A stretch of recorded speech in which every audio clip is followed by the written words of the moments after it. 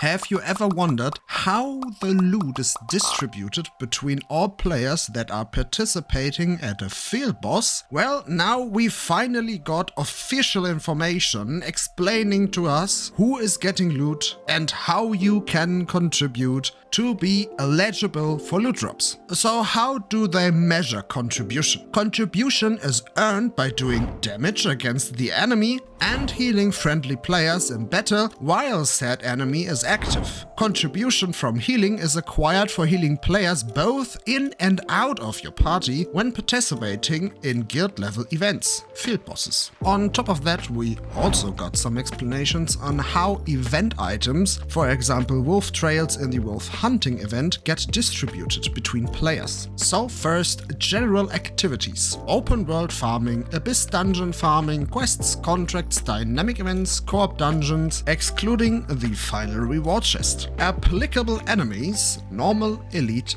and party elite. The distribution rules are: when an enemy dies, loot is assigned to the player who first earned contribution, dealt damage in this case, to said enemy. If the player is in a group, the loot is assigned to the player's party instead. In this case, the drops from the enemy have equal chance of distribution across all party members. The only exception is party members that have no contribution and are out of range. Those will be excluded from the drop pool. All items are evenly distributed when possible. This means if there are 10 item drops for a party of 5, each player should receive 2 items. If even distribution is not possible, it will randomly select a player to receive an extra drop. Solent and experience are distributed evenly. Now we get into the good stuff: peace mode bosses and guild raids. Applicable enemies: field bosses and arc bosses. Distribution rules: when a peace mode field boss dies, all players are sorted by individual player contribution. A guild's overall contribution does not play a role for peace mode bosses and guild raids. Players must meet a minimum contribution to be eligible to receive loot from the boss. There are 2 drop types that come from peace mode bosses. Type number 1: contribution drops. Each item is distributed based on a chance according to individual contribution. Second type: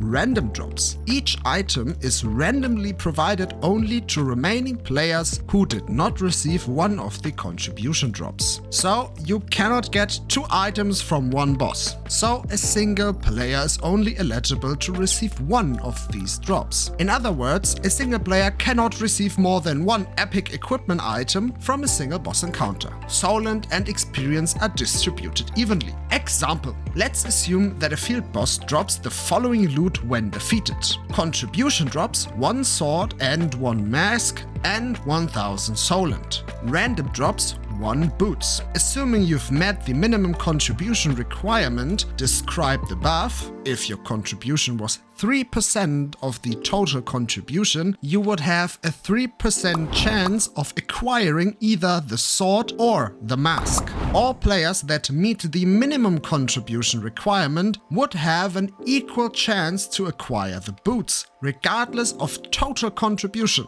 Any player who receives epic equipment is unable to attain a second piece of equipment from the same boss to kill. So for the contribution drops, if you have the highest contribution, you have the highest chance of getting the item. Interesting, no? And for the random drops, it does not matter. Anybody can get an item except for the players that already got an item drop based on their contribution. Conflict mode bosses. Applicable enemies: field bosses and arc bosses. Distribution rules: loot is assigned in a 2-stage process. First, loot is assigned to a guild. Then the loot is assigned to players within a guild. When a field boss dies during conflict mode, a guild's contribution is calculated as the sum of individual contribution one for each player in the guild who participated in the fight. The guilds are then sorted based on contribution. Guilds must meet a minimum contribution to be eligible to receive loot from the boss. Loot items are distributed based on chance according to guild contribution. Note, unlike peace mode bosses, dying to an enemy or another player during a conflict mode boss will result in the dying player losing 70% of their individual contribution, meaning it reduces the guild's total contribution at the end of the match. Once a guild has been assigned an item, all participating players within the guild have an equal chance to obtain the item. Soul and experience are distributed evenly. For example, let's assume that a field boss drops the following loot when defeated. Drops 1 sword, 1 mask, 1000 solen. If players A, B and C have a total of 10, 15 and 20% contribution respectively and all belong to the same guild, then the guild's total contribution would be 45%. That means this guild would have a 45% chance to acquire the sword and the mask.